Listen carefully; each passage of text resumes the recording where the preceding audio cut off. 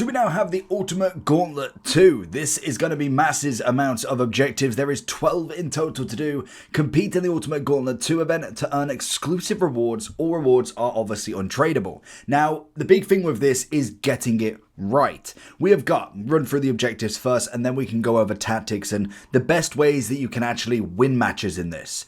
Play free will get you a 575. Beautiful. Winning one match will get you a 575. Winning two gets you an evolution of Tiki Taka Plus on a Playstyle Plus. We will only get this on a max 83 overall, excluding the World Tour Super Silver Stars, obviously. Then we've got the Perfect Round, which gets us two players, you get two objectives. The Rating Reloads, Cosmetic, and Diouf, who, to be honest, looks pretty good, 84 rated. It's a free player. He's obviously in the cosmetic, in the promo, so at least it's somebody that you can get. No Playstyle Plus on him, but we can kind of keep going with it. We then have the 578 for winning free. We then have win 5. All of these obviously don't have to be in the first day. Naturally, 5 can't. Win 5 matches, we will be able to get the Center Defensive Mid Deep Line Playmaker Roll Plus Plus, which is again on an 83 max. We then have win 6 matches for a 780. Play 6 for a 581, 581 for playing 9, 383 for playing 12, 782 for winning 9, and finally 284s for winning 12. It feels like it's kind of like a big downgrade. They could have given us like a 585 or a 783, for doing the winning 12. Now, obviously this is 4 days, so you've got, what, 12 matches, I believe. You might have just a bit more. You might have 15 matches in total, because if it is like how it was last time, you get 3 matches a day until it's gone. So it is just the 3 matches. What they're trying to do with a lot of these objectives is to make you play them all and make you stay in all of them. Now, you do get a 285 for finishing them all, and realistically, the main thing that you've got to do is win 6 of them. Well, in fact, no, you've got to win 12. So if you're looking for coins, head over to eldorado.gg. There is huge amounts of verified sellers on Eldorado, and there is a money back guaranteed by Trade Shield. If that's not enough, there is 24/7 live support and also plenty of reviews across websites that will definitely put your mind at ease. And as always, before you check out, make sure that you are using the code JT11 for 5% off every single order. Back to the video. We'll have a look. We'll see what the max is, because I'm like, that's quite a considerable amount to finish all of them. But we'll have a look and see what we can go. But that is going to be the objectives that you are trying to complete. Now, obviously, for this, we have got... Where is it going to be? It's going to be in competition in the Ultimate Gauntlet 2. So we have 2 entries. Makes a lot more sense now. So potentially we get 2 entries every single day. So that is going to be the 3 matches one time and then 3 the next. So you get 6 games every single day. So 6, 12, why did my mind go blank? 18, 24 matches. So you got to win half. That's a little bit easier if they do give us the 2. The one thing to make sure that you don't make the mistake on is if, for instance, I have an entry, so say I'm in the middle of my first entry, but I still have 1 entry left. If I don't go into that next entry before the next day, I will only get 2 back, so it'll be that I can do another 2, so I'm only doing 3 entries for that first 2 days. So you do need to make sure it goes down to 0 entries before that you get to that next day. So basically, do the 6 matches before that 24-hour clock is up. Now, the basic premise is still the same. It is round 1, round 2, round 3, and you've got to have a different team for all of them. The biggest thing I could suggest to you whenever doing this, like this would be my first team, is set up your teams properly.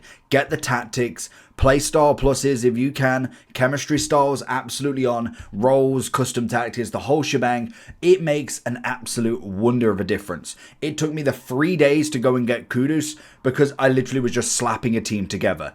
If you get them roles and get them custom tactics in, try and get your best team, which we can kind of go with now. I'll show you my 3 teams.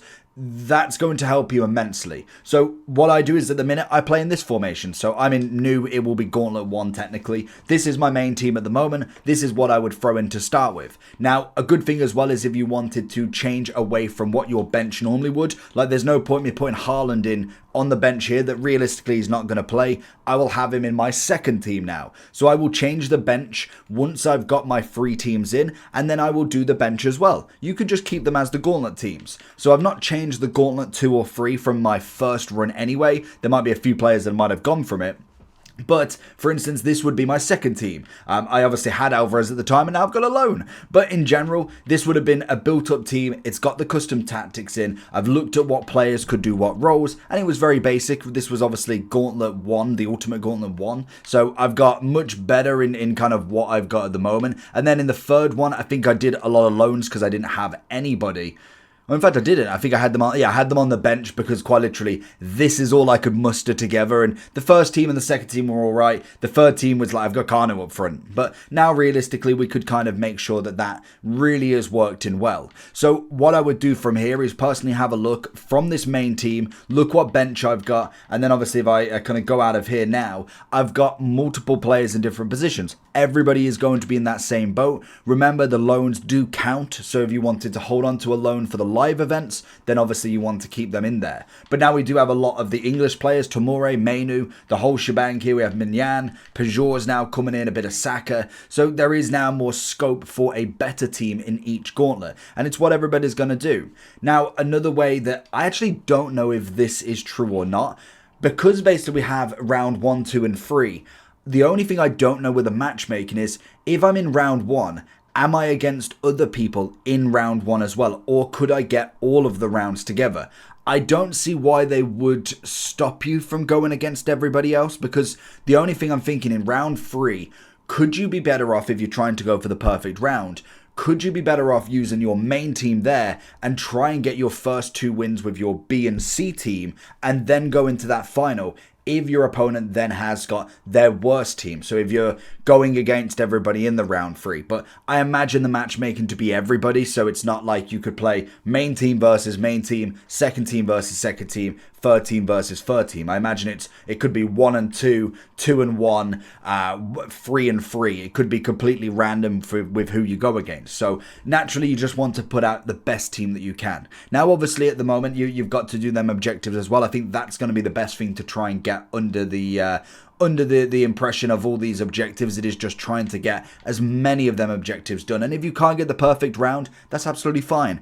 Tick off these wins. Like I say, you could literally, if you've got 24 matches, if I was to lose, what if we've got 2, 4, 6, 8 entries, even if we was to win the 2 matches and not get the perfect week, we're only losing 8 out of the 24, meaning I'd still get the win 12. You wouldn't unfortunately get the full benefit because we wouldn't get the perfect round, but giving yourself the chance to be able to try and go against everybody and doing every entry does give you a solid chance of going against somebody that you can beat in every round at one point. So it is going to be a trial and error. It is going to get slightly more and more sweatier as we get more people with better and better teams and better second teams and better third teams. But there's always going to be that person that doesn't have that third team or doesn't have that quite good setup. So making sure that you've gone absolutely head to toe to build your team out, give it the best shot that you've got. Even if you've got to spend a little bit of coins for it, it's not the worst avenue to go down at this point. Make sure that your team's rocking, make sure the chemistry is in there, and also the chem styles. That's going to make a world of a difference if you put it on absolutely everybody. So definitely try and get that out. It gives you them more extra bonuses per position that you can really utilize. So that is going to be the ultimate advice for me. I think other than that, it is just play as you normally would. Play like you're in champs, play like anything. Make sure that you are obviously giving yourself the best chance, and hopefully we all manage to get that perfect round. There's plenty of chances for everybody. We've got 8 goes of this potentially if we get 2 every single day. Let's see what we can get. And to be honest, I think other than that, we've got a Mateta SBC. And then I think we've still got the 74s. We've got the 580 back. We've got the 278s. I think that's pretty standard. 6 rares, golds. I mean, to be honest, I'm ready for a player pick in my life. But that's going to be the ultimate gauntlet. Let me know down below how you get on with it. And if you need any more help, comments, everybody help each other out. Peace.